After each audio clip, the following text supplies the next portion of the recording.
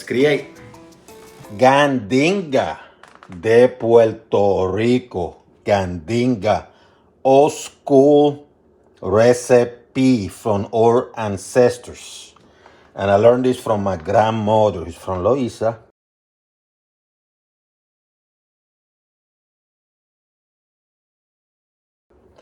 And this is very simple. It's not for everybody, but it tastes delicious when it's done, and I'm going to show you how. So this consists of 3 parts of the pork. We're talking about the heart, which I have about half a pound. Actually, about 3/4 of a pound. We're talking about the kidney, about 1/4 pound here. And we're talking about the liver. This one I cut in half, so I have about 2 pounds. And, I didn't get this in the store. I had to actually go to a butcher. And I talked to Zach, who's a friend of mine. He's a butcher. He owns a butcher place here in Virginia. Name of the location is AZ Meats. Link in the description.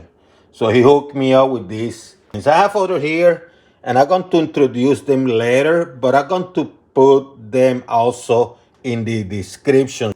So let's start with the heart. Trying to get some of this fatty stuff out as much as possible. And some of the stuff you won't be able to. So what you're going to do, you're going to cut it in cubes. Let's make them a little bit smaller. And they're going to be like this size, maybe a little bit bigger. And you do that with this. It's about 3/4 of a pound. Do the same with the kidney. And you know what? I'm not going to cook the entire kidney. I'm going to save some. So I'm going to prepare another dish another day. That stuff here, you can take it out. Clean it up. The idea here is, I'm going to clean some of the white stuff out, is to have it in cubes too. Let me make it a little bit smaller.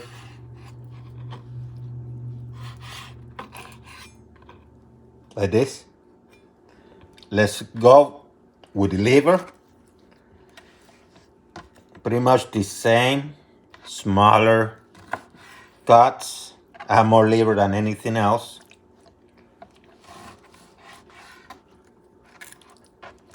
This liver is easier to find.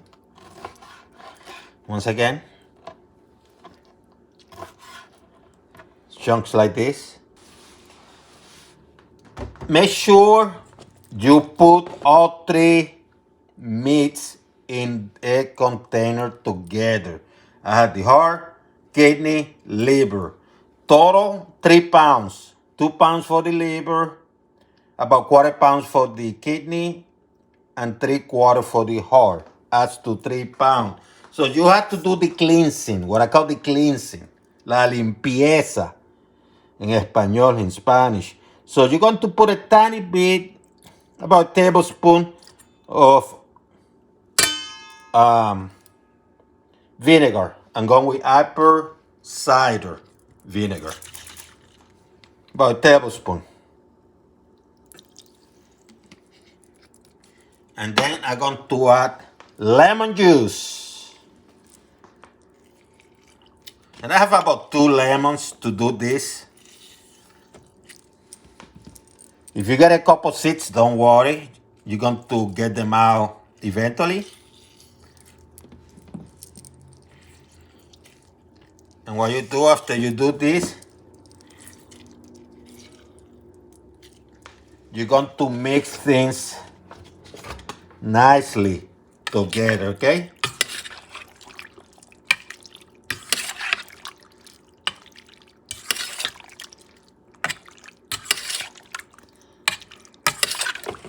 And let it sit for about 20-30 minutes, okay?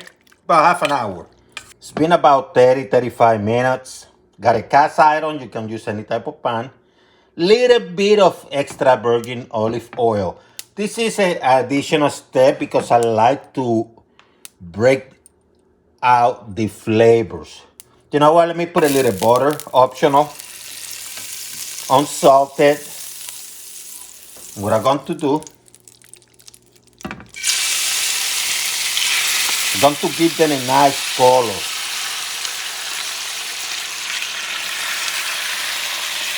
But I put too much, doesn't matter.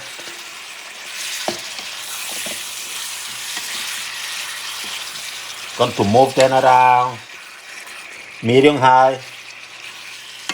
But I'm going to do this for about 3 or 4 minutes. Let's make this 4 minutes, maybe 4 or 5. 2 minutes into the process, I'm going to do it for 4, but it's been 2 minutes. I'm going to add a little bit of salt.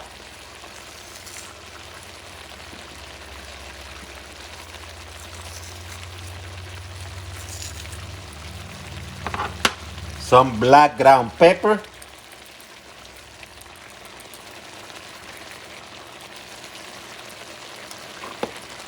And some garlic powder.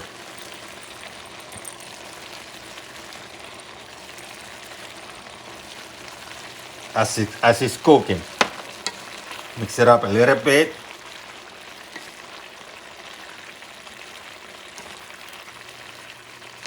See how the water is releasing?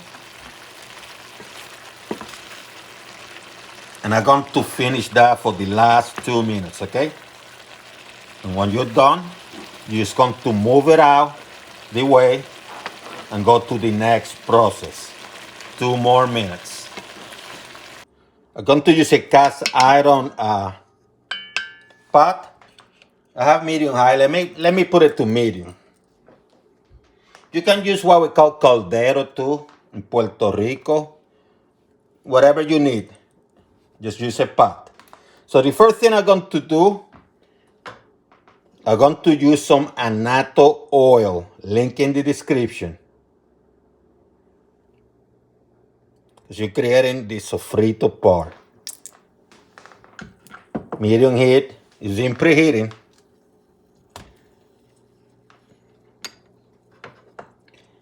Let's add some of the sofrito. Link in the description how to make it. But if you don't have it, the following ingredients will be sufficient. Onions,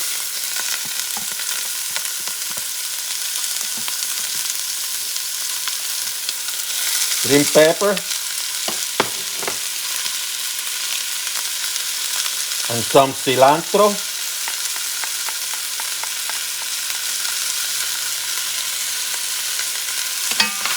And have 3 or 4 teaspoons of garlic ready.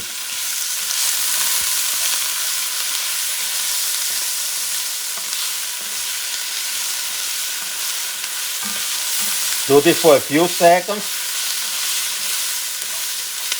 About 20 seconds later, get about 3 or 4 teaspoons of garlic, smash them with a knife or whatever you have. Add them there. And that is also sofrito. So if you don't have the preserved one, by adding these other ingredients, you accomplish the same. The preserved one have additional ingredients. And also I forgot to add the red peppers. So let's do that for another 20 seconds. No biggie. Maybe 30 seconds. 30 seconds later, I got a small tomato which I cut in pieces. I'm going to add it too. If you don't want to add too much tomato, that's fine. I want to thicken things up. This is not a soup. This is a stew. Gandinga has to be thick.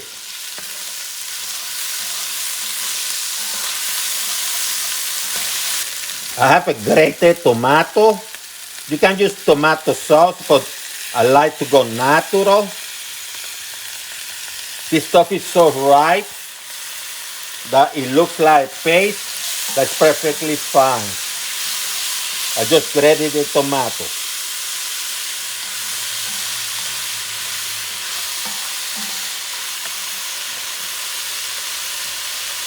Some people like to use sazon.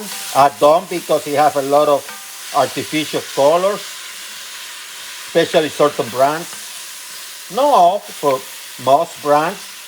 So I create my own. I have a link in the description, but practically I have about a teaspoon of smoked paprika, teaspoon of garlic powder, a teaspoon or a little bit more than a teaspoon of dry oregano, coriander, black ground pepper. Make it flavorful, right? Let's add the Gandinga. See the water? I'm going to add it too.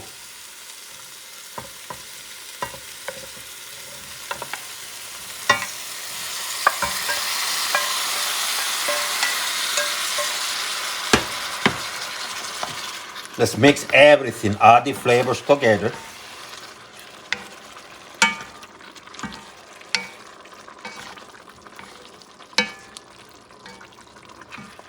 I'm not going to add the olive yet, although you can.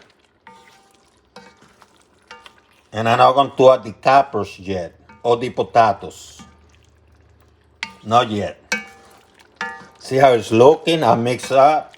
Ooh, this stuff smells good. You know what? Couple bay leaf. And what you're going to do now, you're going to add some water. Because I had simmers this meat. I didn't simmer, I just put it in oil and cook it a little bit. It gives you an idea how much water it produces. So I said about maybe a cup, because you don't want this to be,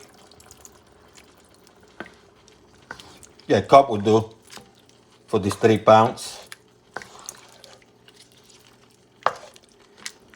What I'm going to do, medium heat, maybe a notch above medium.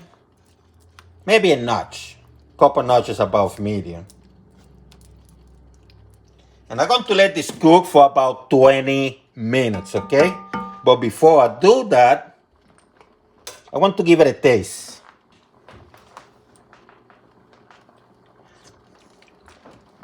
Tastes good, by the way. But I'm going to add a tiny bit more salt.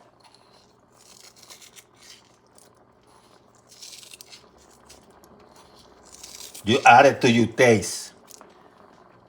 That's the important thing, to taste it now.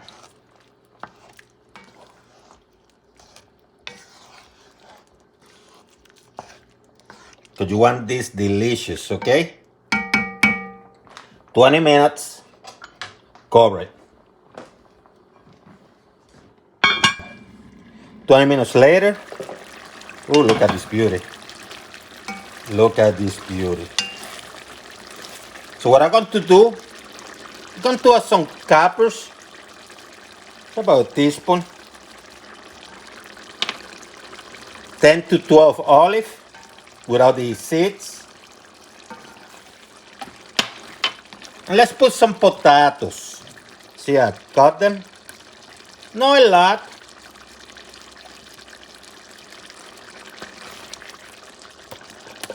I have about maybe 2 or 3 small potatoes.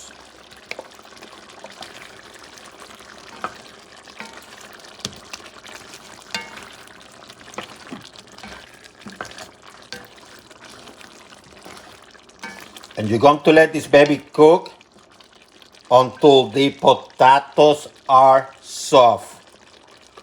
You come and you pinch them. So let it cook until the potatoes are soft, okay?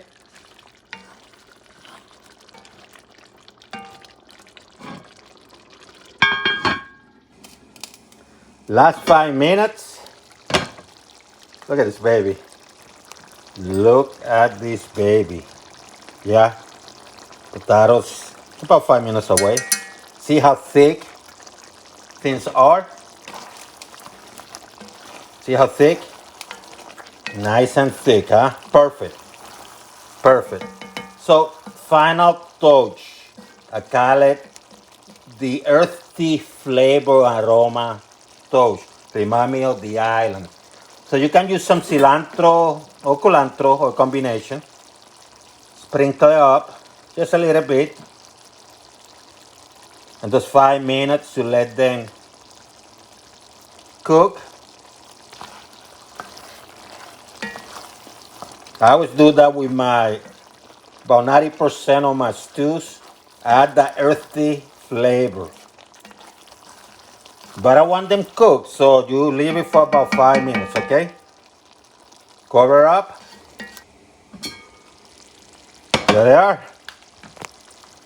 See how thick?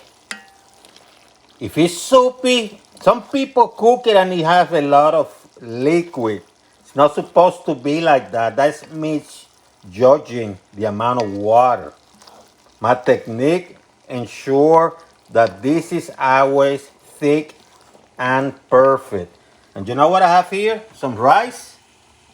And I have some guineito or green banana. Not plantain, banana. Which I'm boiling because this is how you eat it, my friend. And if you cannot find the green banana, you know. And make sure you have an avocado too if you want some avocado.